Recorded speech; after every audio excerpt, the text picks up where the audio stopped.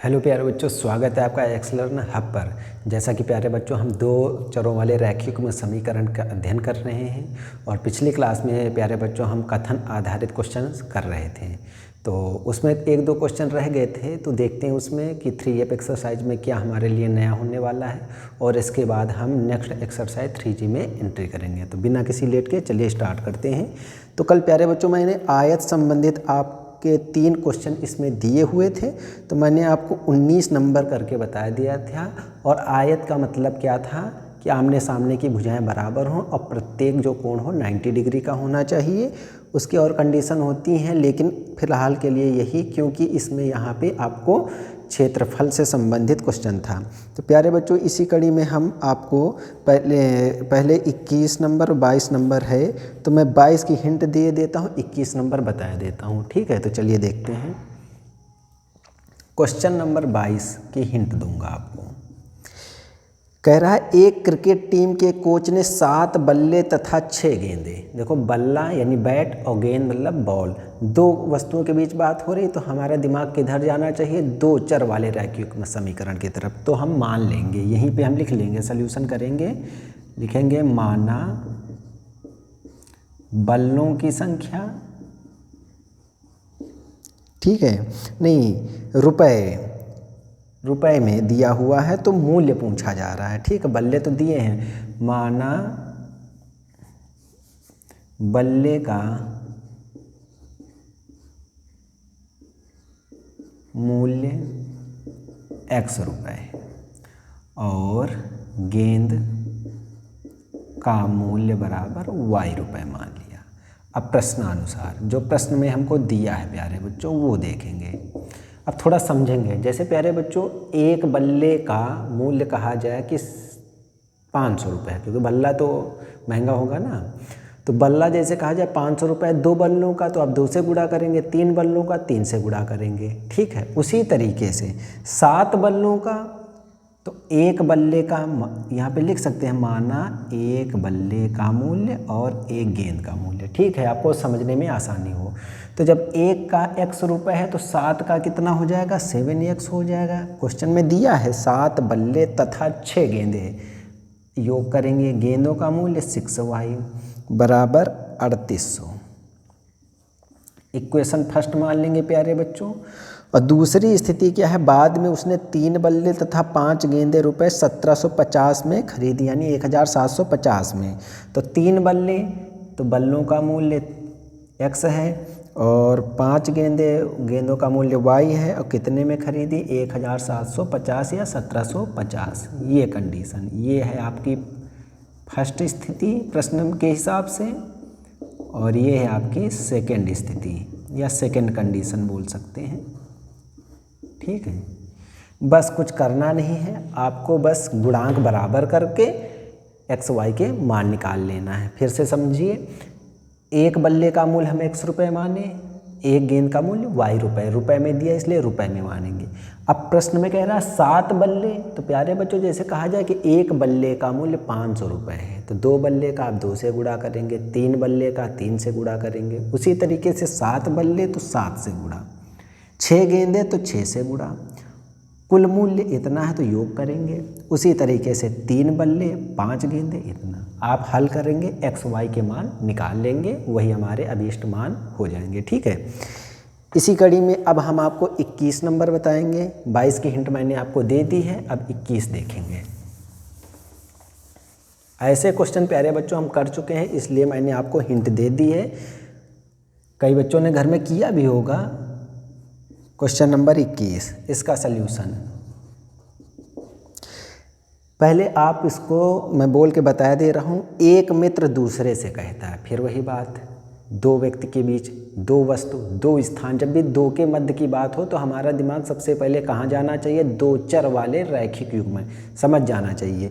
तो एक मित्र दूसरे से कहता है, यदि मुझे 100 दे दो, 100 का मतलब 100 रुपये दे दो तो मैं आपसे 2 गुना धनी हो जाऊंगा। दूसरा मित्र क्या कह रहा है? यदि आप मुझे 10 रुपये दे दें तो मैं आपसे 6 गुना धनी हो जाऊंगा। बताइए उनकी क्रमशः क्या संपत्तियां हैं? तो मान लेंगे वही पहले मित्र की संपत्ति x, माना पहले मित्र की संपत्ति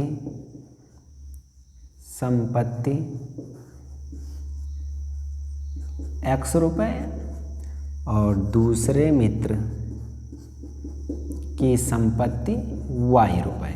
ठीक है, अब प्रश्न में क्या कह रहा है, प्रश्नानुसार, और दो कंडीशन है। तो फर्स्ट स्थिति देखो क्या कह रहा है, एक मित्र दूसरे से कहता है यदि मुझे 100 दे दो, 100 दे दो। पहला मित्र दूसरे से कह रहा है, इससे कह रहा है। तो समझो यहाँ पे y से क्या कह रहा है कि यदि मुझे 100 दे दो, यानी ये 100 इसको देगा। अब यहाँ पे समझने वाली बात है, क्या समझेंगे, इसके पास y रुपए है, लेकिन ये वाला मित्र कह रहा है इससे कि यदि मुझे 100 रुपए दे दो, तो इसके पास कुल कितने हैं, कितने y, तो 100 देगा प्यारे बच्चों, तो घटेगा ना। अब ये जो घटेगा 100, तो वो कोई पाएगा, क्यों पाएगा, क्योंकि ये कह रहा है ना कि 100 मुझे दे दो। जैसे आपसे दो मित्र हैं, आप इसको चार राशियों में आप नहीं समझ पा रहे हैं, ऐसे समझिए। मान लो कोई नाम दे दिया, मोहन एक मित्र है और दूसरा है सोहन। ठीक है, मोहन के पास है 100 रुपये, इसके पास हैं 50 रुपये।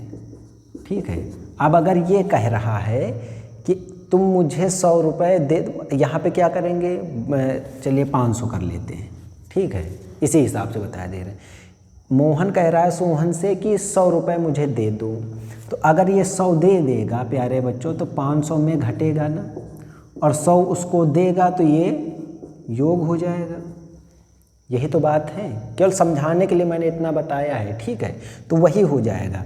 ये अगर 100 देगा इसको तो घटेगा, और 100 इसको मिलेगा तो ये प्लस का हो जाएगा। और कह क्या रहा है कि मैं आपसे 2 गुना धनी बन जाऊंगा।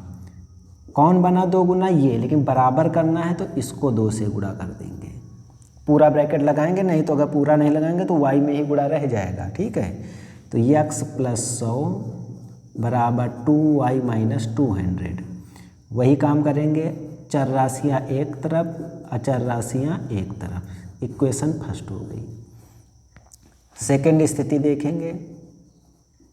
सेकंड स्थिति क्या कह रहा है, सेकंड कह रहा है, दूसरा उत्तर दे रहा है। दूसरा वाला कह रहा है कि यदि आप मुझे 10 रुपये दे दें तो इसको 10 मिलेगा, तो पहले वाले के 10 कम हुए। ठीक है, पहले वाले के 10 कम हुए। अब क्या कह रहा है, दूसरा उत्तर देता है यदि आप मुझे 10 दे दें तो इसके 10 कम हुए, तो मैं आपसे 6 गुना धनी हो जाऊंगा। कौन होगा 6 गुना, ये होगा। ठीक है, तो बराबर करना है तो इसको 6 से गुणा कर देंगे, ये हो गया। तो ये हो जाएगा y + 10 = 6x - 60। अब फिर वही काम करेंगे, चार राशियाँ एक तरफ, ये इधर आएगा तो माइनस का 6x प्लस y इधर है, ये 10 उधर जाएगा, माइनस का 10, माइनस माइनस जुड़ेगा लेकिन चिन्ह वही रहेगा। इक्वेशन सेकेंड आप नीचे नोट डाउन करेंगे, मैं यहाँ लिख रहा हूँ। समीकरण 1 व 2 से लिखें या हल करने पर लिखें। ठीक है, तो x - 2y = -300, और ये कितना बचा, माइनस का 6x प्लस का y = -70। अब देखो y को करो चाहे गुणांक बराबर, चाहे x को करो। ठीक है, तो यहाँ अगर y को करें तो 2 से ही गुणा करना पड़ेगा, लेकिन x से करेंगे तो 6 से गुणा करने पड़ेगा। तो इसलिए कम से गुणा करना है तो इसको 2 से गुणा कर लें। तो क्या हो जाएगा, x - 2y = -300। ये हो गया 2 6 या 12x + 2y = -140। ये कैंसिल, कौन बड़ा है, 12। चिन्ह को छोड़ के हम कह रहे हैं 12 और 1 में कौन बड़ा है, 12। इसके आगे का चिन्ह लगाएं, 12 में x घटा दें उल्टा, क्योंकि x में 12 घटाना था ना, 12x है। ठीक है, तो कितना बचेगा, -11x। योग होगा लेकिन चिन्ह वही रहेगा, कितना हो जाएगा 3 1 4 440, माइनस माइनस कैंसिल, ये गुणा में है भाग में जाएगा, 11 चौक 44 0, तो x का मान आ गया 40। अब x का मान किसी एक समीकरण में रख दो, x का मान 1 में रख दो तो y निकाल लें, समीकरण 1 में रखने पर आप नीचे नोट डाउन करेंगे, मैं साइड में लिख रहा हूँ, यहाँ पे रखेंगे तो 40 minus 2y equal minus 300, minus 2y equal ये उधर जाएगा तो योग हो जाएगा, माइनस माइनस कैंसिल आउट, 2 गुणा में है भाग में, 170 आएगा।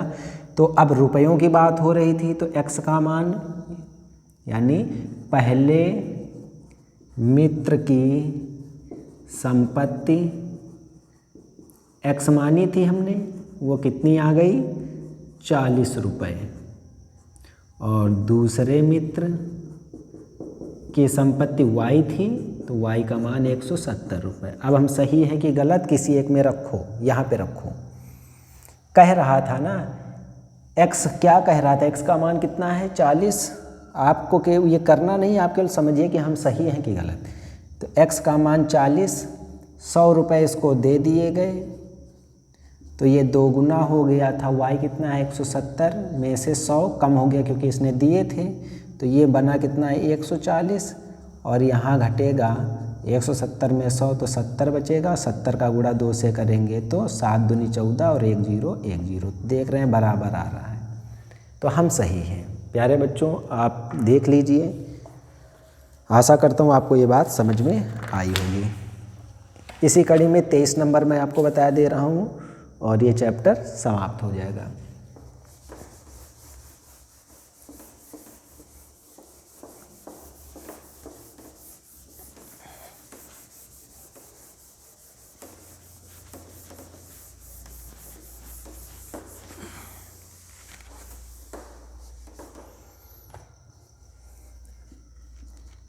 तेईस नंबर सल्यूशन है इसका। एक नगर में टैक्सी के भाड़े में एक नियत भाड़े के अतिरिक्त चली गई दूरी पर भाड़ा सम्मिलित किया जाता है। यानी एक नियत भाड़ा तो है, जैसे कह दिया जाए कि 1 किलोमीटर जाने पर 10 रुपये है, लेकिन उससे आगे जा रहे हैं तो उस पर एक भाड़ा जुड़ता है, ठीक है। तो कह रहा है कि 10 किलोमीटर दूरी के लिए भाड़ा तो 105 है। 10 किलोमीटर की दूरी के लिए भाड़ा जो दिया है प्यारे बच्चों, ये दिया है 105 रुपये, और 15 किलोमीटर के लिए दिया हुआ है, 15 किलोमीटर की दूरी के लिए भाड़ा दिया है 155 रुपये। तो पहले पूछ रहा है नियत भाड़ा, फिर कह रहा है तथा प्रति किलोमीटर भाड़ा क्या है, और व्यक्ति को 25 किलोमीटर। देखो अब निकालना क्या है, नियत भाड़ा कामा प्रति किलोमीटर भाड़ा, और क्या निकालना है, तथा 25 किलोमीटर, इसको हिंदी में लिख रहे हैं तो हिंदी में ही लिखें, नहीं किलोमीटर को km लिख सकते हैं, ठीक है। 25 किलोमीटर यात्रा करने में भाड़ा, ये सब तीनों कंडीशन दी हुई हैं, इन्हीं के मान निकालना है आपको, ठीक है। नियत भाड़ा, प्रति किलोमीटर भाड़ा और 25 किलोमीटर की यात्रा करने में भाड़ा। तो देख रहे हैं प्यारे बच्चों, 10 किलोमीटर के लिए 105 है, 15 के लिए 155 है, तो इन दोनों की मदद से क्या आएगा, 5 किलोमीटर घटा देंगे ना, 10 के लिए इतना है, 15 के लिए इतना, तो 5 किलोमीटर के लिए हम निकाल लें, ये किलोमीटर ही है, हम इंग्लिश में लिख गया है। 5 किलोमीटर की दूरी के लिए भाड़ा कितना हो जाएगा प्यारे बच्चों, देखो 10 के लिए इतना है, 15 के लिए इतना है, तो घटाएंगे किलोमीटर को किलोमीटर में, 15 में 10 गया 5 हो जाएगा, ठीक है। इसको ये कर लें 1, इसको कर लें 2, नहीं तो आप भूल जाएंगे, यहाँ पे लिख देंगे समीकरण 2 माइनस समीकरण 1। ठीक है। अब 155 में 105 गया तो प्यारे बच्चों ये 50 आ जाएगा। ठीक है, अब कितना हो जाएगा, 1 किलोमीटर का निकाल लें। यहाँ पे 1 किलोमीटर की दूरी के लिए भाड़ा कितना हो जाएगा, देखो 5 के गुणा में 1 है ही है, 5 गुणा में है भाग में आएगा, तो ये हो जाएगा 5 धामा 50, 10 रुपये। तो ये प्यारे बच्चों प्रति किलोमीटर भाड़ा, प्रति का मतलब ही होता है 1 किलोमीटर, तो लिख देंगे अतः प्रति किलोमीटर भाड़ा 10 रुपये। ठीक है, अब नियत भाड़ा कह रहा है तो देख रहे हैं नियत भाड़ा कितना हो जाएगा। ठीक है, देखो 10 किलोमीटर के लिए 105 है, लेकिन प्रति किलोमीटर कितना है 10, तो अगर इसके हिसाब से चलें तो 10 धामा 100 होना चाहिए, लेकिन 5 रुपये एक्स्ट्रा हो रहा है।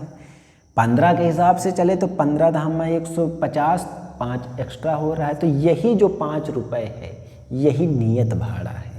तो हम समझेंगे यहाँ से 10 किलोमीटर की दूरी के लिए भाड़ा होगा बराबर कितना हो जाएगा, 10 गुणे 10 यानी 100 रुपये। ठीक, और दिया है 105 रुपये, अतः नियत भाड़ा बराबर 105 माइनस का 100 आ जाएगा 5 रुपये। ठीक है प्यारे बच्चों, 5 रुपये। ठीक, यहाँ पे रखेंगे तो 15 धामा 150 और 5 रुपये यहाँ भी एक्स्ट्रा आ रहा है, यानी नियत का मतलब क्या है कि वही हर जगह समान बचना चाहिए। ये नहीं कि यहाँ 5 बचे, यहाँ 6, 7, 8 या उससे कम बचे, वही मान। तो देख रहे हैं 15 10 धामा 100, 105 है तो 5 एक्स्ट्रा पड़ रहा है। यहाँ पे 15 धामा 150 तो 155 है, 5 एक्स्ट्रा पड़ रहा है, तो यही नियत है। तो इसी हिसाब से अब 25 किलोमीटर का देखेंगे तो हम क्या लिखेंगे, अतः 25 किलोमीटर यात्रा का भाड़ा कितना हो जाएगा, देखो प्रति किलोमीटर का कितना निकाला है 10 रुपये, तो 25 किलोमीटर का 10 रुपये हो जाएगा और प्लस का नियत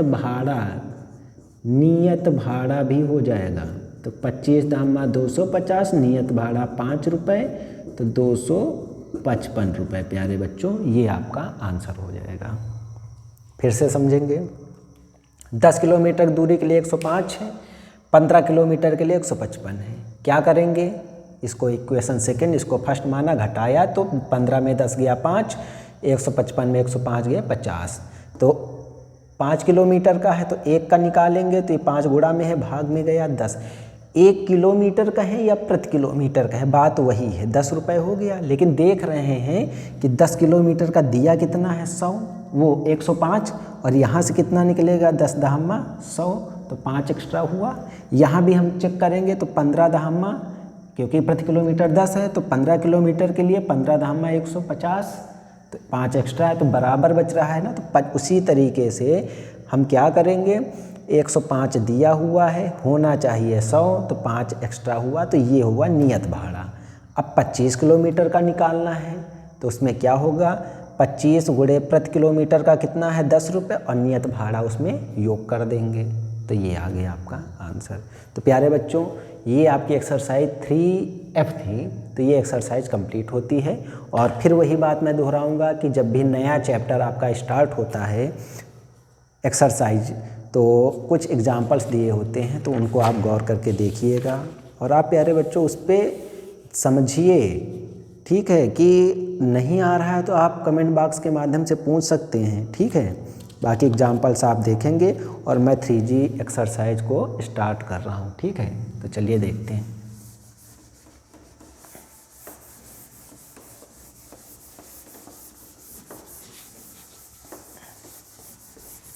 कल संभवतः प्यारे बच्चों अपनी एक्सरसाइज यानी चैप्टर 3 समापन हो सकता है। ठीक है। क्वेश्चन नंबर फर्स्ट है, ये आपके 3G एक्सरसाइज है प्यारे बच्चों, ठीक है। ए और बी, फिर दो व्यक्ति आ गए, समझ जाएंगे हम दो चर वालों की बात कर रहे हैं। ए और बी की मासिक आय का अनुपात 9 रेशियो, अनुपात को रेशियो इंग्लिश में बोलते हैं, 9:7 है। मासिक व्यय का अनुपात 4:3 है। उनमें से प्रत्येक रुपये 200 मासिक बचाता है, तो प्रत्येक की मासिक आय बताइए, ठीक है। तो पहले हम लिख लेंगे, माना ए की मासिक आय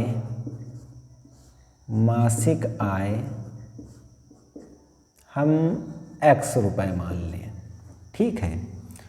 और ए और बी दोनों का मानेंगे क्योंकि रेशियो दिया है ना, यहाँ पे ए की मासिक आय x रुपए, इस रूप में ना मान के यहाँ पे हम एक ही लाइन में लिखेंगे प्यारे बच्चों, माना ए व बी की मासिक आय, या प्रश्नानुसार लिख दें प्यारे बच्चों, प्रश्नानुसार ए व बी की मासिक आय का अनुपात 9:7 दिया हुआ है प्यारे बच्चों। तो हम मासिक आय इसमें 7 x मान लेते हैं, तो कितना हो जाएगा 9x 7x, x से x कैंसिल हो जाएगा। व्यय का अनुपात ए व बी के मासिक व्यय का अनुपात दिया हुआ है प्यारे बच्चों 4:3, हम y के रूप में मान लेंगे, y से y कैंसिल ही हो गया, और प्रत्येक 200 रुपये बचाता है। अब प्रश्नानुसार यह हो गया। अब कंडीशन लिखेंगे। फर्स्ट कंडीशन, देखो प्यारे बच्चों, अगर आय में व्यय घटाते हैं, आप यहाँ पे एक फार्मूला लिख सकते हैं नोट में,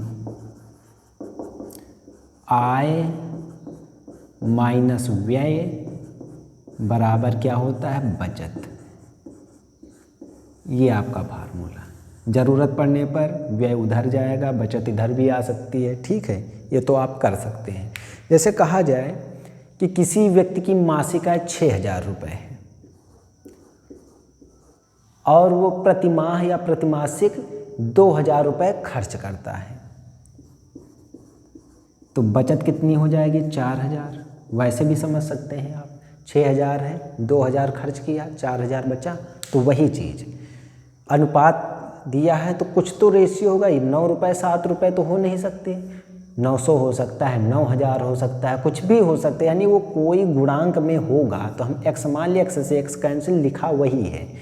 और व्यय में y मान लिया है, उससे अलग, क्योंकि आय में हम दूसरा मान है, व्यय में कोई डिफरेंट मान ले, ठीक है। तो फर्स्ट स्थिति में क्या कह रहा है कि जो a है, जो कमा रहा है, आय जो है, उसमें जो व्यय करने पर 200 रुपये मासिक बचाता है, इक्वेशन फर्स्ट मान लें। और सेकंड स्थिति देखो क्या है, सेकंड स्थिति है प्यारे बच्चों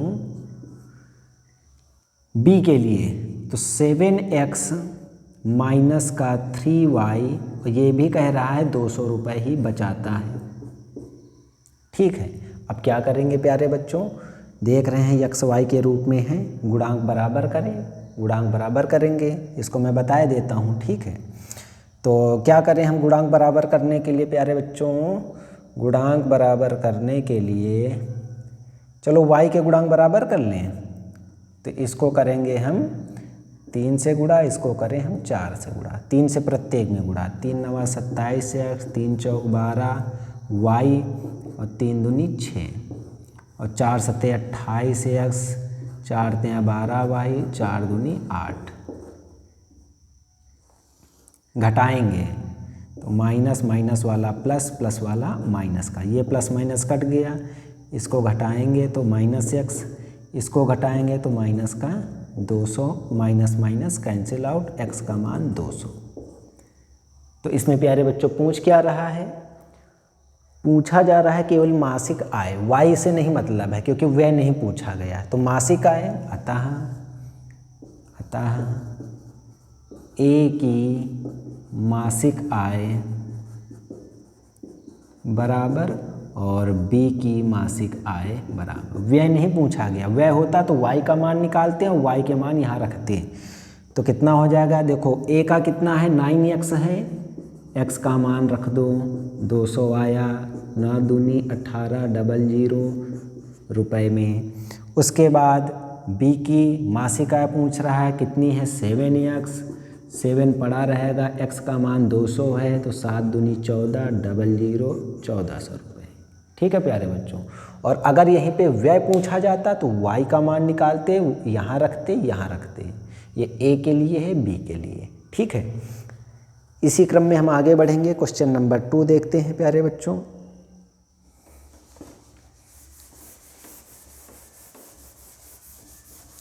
स्थितियां आप समझ सकते हैं प्यारे बच्चों। मैंने आपको पहले भी कहा है, कल की क्लास में भी, कि जब भी आपको कहा जाए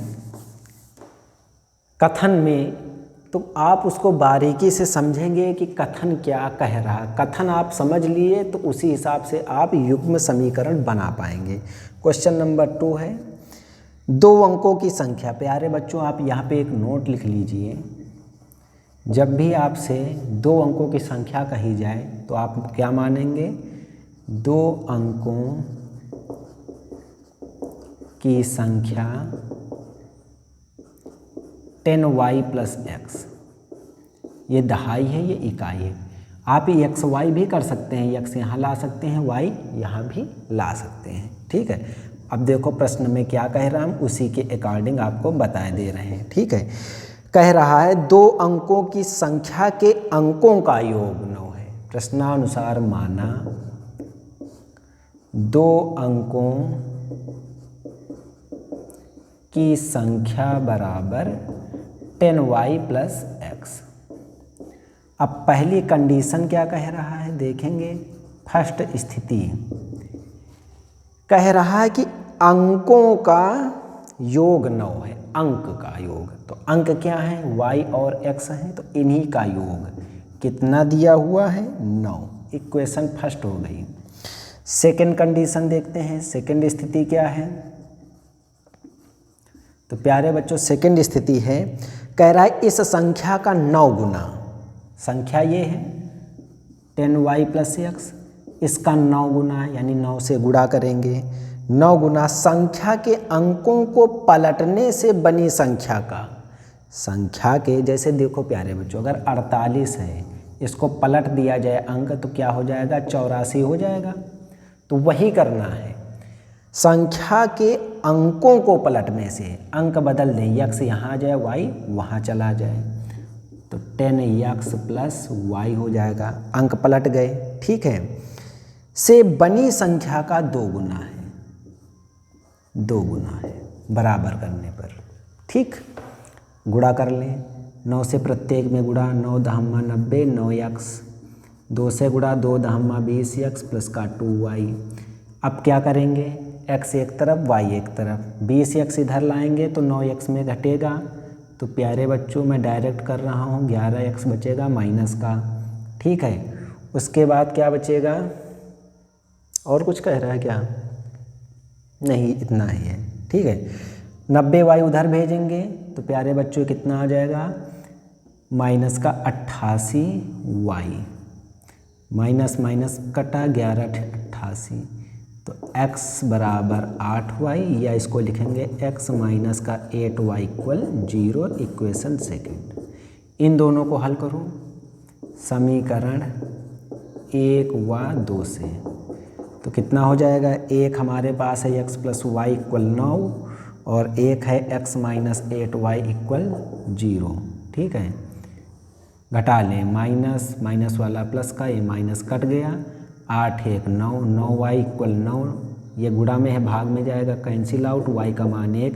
अब y का मान 1 रख दो समीकरण 1 में, y बराबर 1 समीकरण 2 में रखो, फायदा मिलेगा समीकरण 2 में रखने पर। हमें चीज़ों को आसान बनाना है, मुश्किल नहीं। तो x माइनस 8 y की जगह 1 बराबर 0, ये माइनस का 8 हुआ, उधर जाएगा तो प्लस का 8 हो जाएगा। और हमसे प्यारे आप नीचे ही नोट डाउन करेंगे, हमसे कह रहा है कि संख्या बताइए, तो संख्या क्या मानी थी 10y प्लस x, अतः संख्या बराबर 10y प्लस x।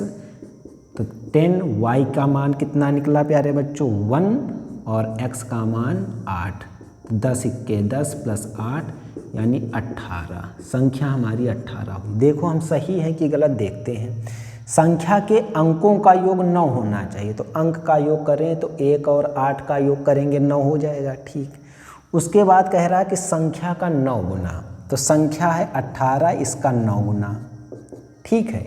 संख्या के अंकों को पलट दें, 18 का अपोजिट कितना हो जाएगा 81 का 2 गुना हो जाएगा। यहाँ से देखें तो 2 एकम 2, 2 8 16 और 18 नवैया 162, हम बिल्कुल सही हैं, संख्या हमारी 18 प्राप्त होगी, ठीक है।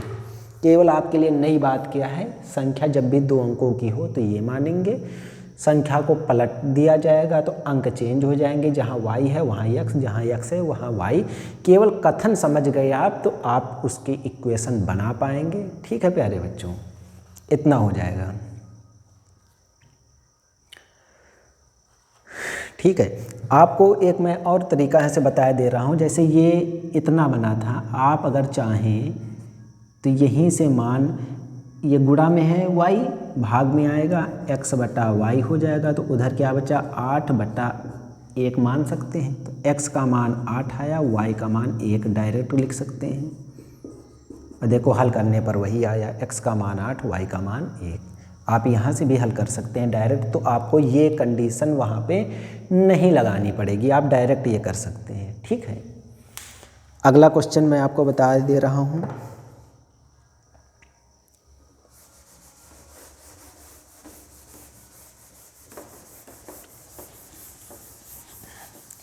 अगला है लाभ प्रतिशत से संबंधित है, क्रय मूल्य विक्रय मूल्य से, ठीक है प्यारे बच्चों, क्रय मूल्य और विक्रय मूल्य से संबंधित है।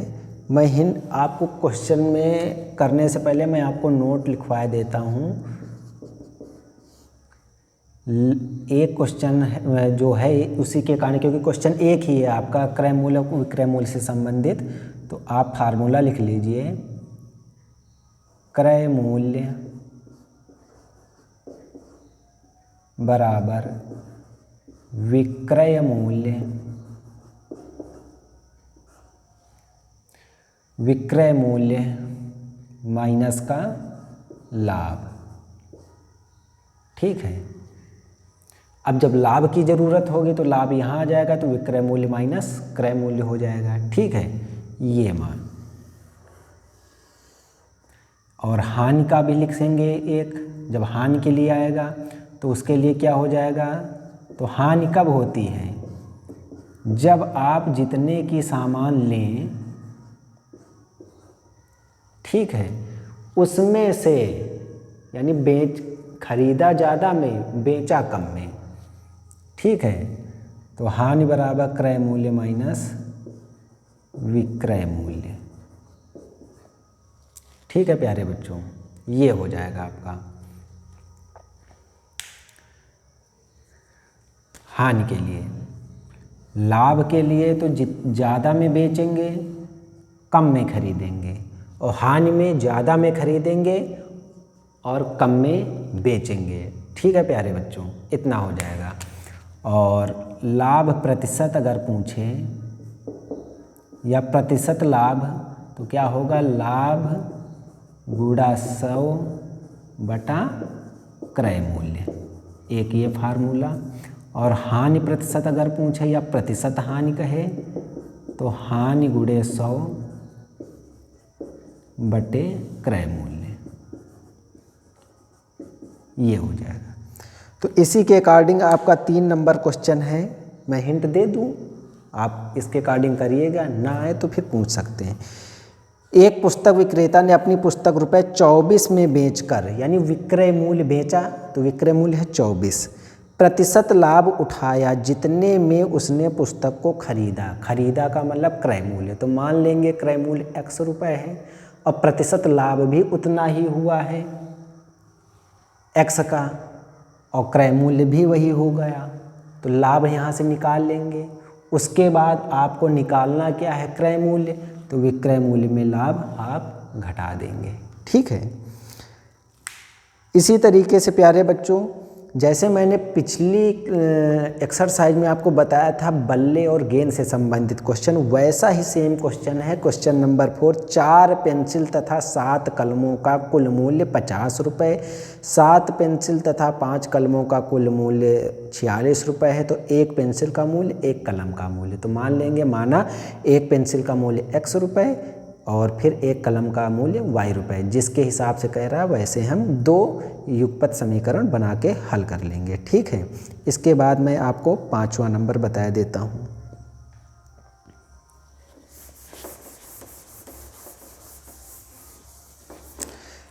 पाँच नंबर है प्यारे बच्चों, एक व्यक्ति कुछ मासिक वेतन पर नौकरी शुरू करता है। ठीक है। और प्रत्येक वर्ष उसके वेतन में एक नियत का मतलब वही स्थायी मान हो। अगर 5 रुपये बढ़ रहा है तो हर वर्ष 5 ही बढ़ेगा। ठीक है। यदि नौकरी के 4 वर्ष बाद उसका वेतन रुपये 2200 रुपये, तो मैं प्रश्नानुसार लिख रहा हूँ और आपको मैं डायग्राम से समझा दे रहा हूँ। मान लो कि उसका x रुपये वेतन था, x रुपये ये वेतन था। ठीक है। और 4 वर्ष बाद ये प्यारे बच्चों हो गया 2200 रुपये। ठीक है। और 15 वर्ष के बाद 2750 रुपये। देखो 4 वर्ष के बाद 2200 रुपये हो रहा है। ठीक है। और 15 वर्ष के बाद ये 15 वर्ष है। ठीक, समझेंगे। 4 वर्ष के बाद तो 2200 हो रहा है, क्योंकि वेतन जो है ये कन्फर्म हमको बताना है, तो हम कोई वैल्यू मान लेंगे कि x रुपये थी उसकी वेतन राशि। तो 4 वर्ष के बाद 2200 रुपये है और 15 वर्ष के बाद 2750 रुपये हो रहा है, और कह रहा है हर वर्ष एक नियत वृद्धि होती है। ठीक है। तो वो नियत वृद्धि यहीं से निकालेंगे। देख रहे हैं, जैसे 4 वर्ष में 2200 है, 15 वर्ष में 2750 है, यहाँ लिखेंगे 4 वर्ष बाद वेतन 2200 रुपये और 15 वर्ष बाद वेतन 2750 रुपये। तो अंतर करें कि कितने की वृद्धि आ रही, तो 11 वर्ष बनेंगे। 15 में 4 गया तो 11, अतः 11 वर्ष बाद या 11 वर्ष में वेतन कितना हो जाएगा, 2750 में 2200 घटा तो 550 रुपये आ गया। तो हम 1 वर्ष का निकाल लें। 1 वर्ष 11 वर्ष में ये वेतन ना लिख के हम क्या लिखेंगे, वृद्धि, क्योंकि हम वृद्धि निकाल रहे हैं ना। 11 वर्ष में वृद्धि, तो 1 वर्ष में वृद्धि कितनी होगी, तो 11 गुणा में है तो भाग में जाएगा, तो 550 बटे 11, 11 5 55 50 रुपये। तो यही नियत वृद्धि है प्यारे बच्चों, यही आपकी नियत वृद्धि है कि हर वर्ष 50 रुपये हो रहा है। तो ये लिख देंगे, आप नीचे लिखेंगे, मैं साइड में लिख रहा हूँ, नियत वृद्धि बराबर 50 रुपये। और वेतन अगर पूछें तो वेतन क्या हो जाएगा, तो आप यहाँ से बताएंगे। 4 वर्ष के लिए 2200 है, तो 4 वर्ष के लिए नियत वृद्धि कितनी हो जाएगी, 4 वर्ष के लिए नियत वृद्धि कितनी हो जाएगी, हर वर्ष अगर 50 रुपये बढ़ेगा तो 4 वर्ष में 4 गुणे 50 यानी 200 रुपये हो जाएगा। तो ये 2200 हुआ है तो 200 बढ़ के हुआ है, तो 200 घटा देंगे तो वेतन मिल जाएगा। वेतन बराबर 2200 माइनस का 200, तो ये आ जाएगा 2000 रुपये।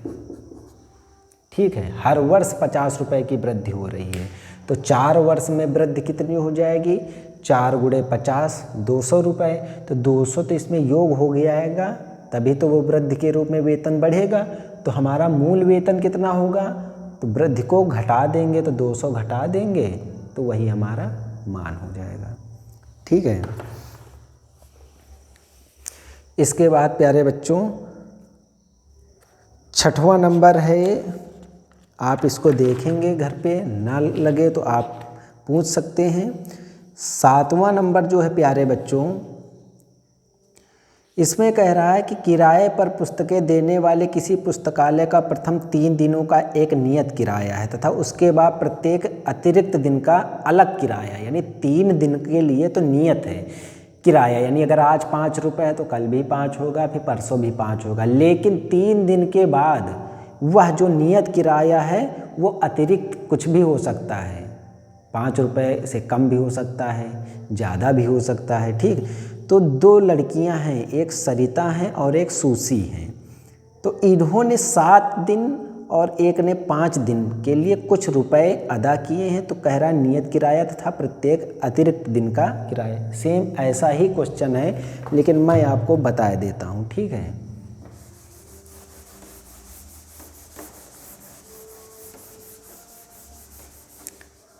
क्वेश्चन नंबर मैं आपको 7 बता रहा हूँ। ठीक है, प्रश्न में क्या कह रहा है? प्रश्नानुसार प्रथम 3 दिन के लिए नियत किराया है, नियत किराया है, उसके बाद अतिरिक्त किराया है। ठीक है, और नियत किराया और अतिरिक्त दिन का किराया या अतिरिक्त किराया आपको बताना है। ठीक है, नियत किराया तथा प्रत्येक अतिरिक्त किराया, यानी अतिरिक्त दिन का किराया ये पूछ रहा है। ठीक है, प्रत्येक अतिरिक्त दिन का किराया। तो 2 लड़कियां हैं, सरिता ने 7 दिन के लिए, अब कह रहा है सरिता ने 7 दिन के लिए अदा की राशि, कितनी अदा की है इसने राशि? 27 रुपये। और सूसी ने 5 दिन के लिए 21 रुपये अदा किए। 5 दिन के लिए अदा की है राशि 21 रुपये। देखो 3 दिन के लिए तो नियत ही है किराया, उसके बाद अतिरिक्त किराया है, तो 7 दिन और 5 दिन, तो अतिरिक्त दिन इसमें कितने निकले? अतिरिक्त दिन 2 दिन निकले। ठीक है, तो अतिरिक्त दिन 7 माइनस 5 बराबर, अब कितना करेंगे? 7 में 5 घटाएं तो 27 में 21 घटा दें, तो 2 दिन के लिए 6 रुपये। तो प्रत्येक दिन का, तो 1 दिन या प्रत्येक दिन का अतिरिक्त किराया कितना हो जाएगा? 2 दिन का है 6 रुपये, तो 1 दिन का 6/2 यानी 3 रुपये हो जाएगा। ठीक, 1 दिन का 3 रुपये हो जाएगा। अब प्यारे बच्चों कह रहा है नियत किराया, आप नीचे नोट डाउन करेंगे, मैं साइड में बता रहा हूँ। नियत किराया, तो 3 दिन तक तो नियत ही किराया था, तो जैसे 5 दिन के लिए हम निकाल लें तो 5 दिन में कितने नियत दिन होंगे, कितने अतिरिक्त दिन होंगे, तो 3 दिन होंगे नियत। 5 दिन के लिए निकाल रहे हैं, 5 दिन के लिए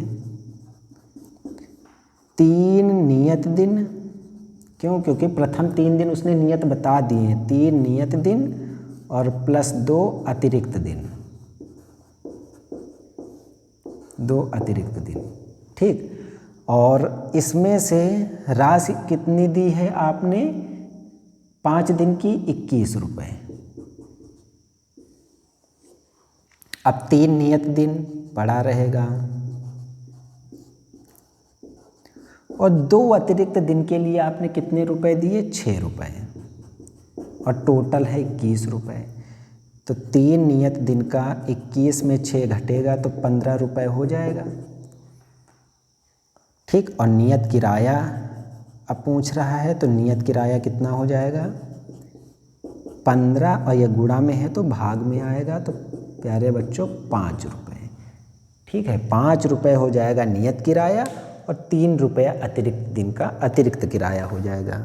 ठीक है, तो प्यारे बच्चों आज की क्लास को मैं यहीं पे समाप्त करूँगा और कल की क्लास में पूरी कोशिश करेंगे कि ये आपका चैप्टर समाप्त हो जाए, और इसी आशा और पूर्ण विश्वास के साथ कि आपको चीज़ें समझ में आ रही होंगी और अपनी पढ़ाई को आप कंटिन्यू बनाए रखेंगे। तो आपसे इजाज़त चाहूँगा। जय हिंद, जय भारत। थैंक यू प्यारे बच्चों।